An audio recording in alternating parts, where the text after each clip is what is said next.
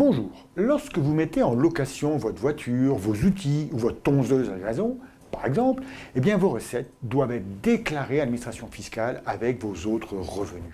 Et oui, vous serez normalement imposé sur la moitié des sommes encaissées, c'est ce qu'on appelle le micro-BIC, le micro-bénéfice industriel et commercial. Mais attention, au-delà de 33 100 euros perçus dans l'année, alors vous serez taxé comme un commerçant classique sur la différence entre vos recettes et vos charges. Alors, si ces recettes sont imposables, il faut savoir qu'en plus de l'impôt proprement dit, vous devrez payer soit des prélèvements sociaux au taux de 15,5%, voire même des cotisations sociales, cette fois-ci si vos recettes annuelles sont supérieures à 7 800 euros environ.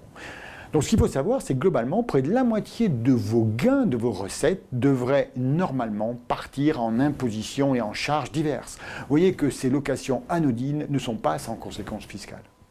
Mais au-delà des impositions, si vous louez un bien, il faut être extrêmement vigilant sur l'environnement de l'assurance.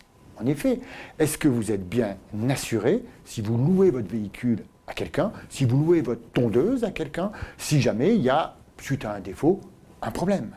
Ça, c'est un élément qu'il faut impérativement voir. Certaines plateformes le gèrent, mais si vous passez par des sites qui simplement mettent en relation deux personnes, il est possible que chez ceux-là ne soit pas géré.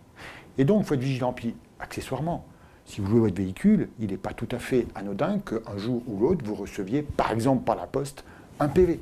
C'est la raison pour laquelle il faut prendre garde, quand on rentre dans ce système, à toujours vérifier si on est bien assuré pour le faire.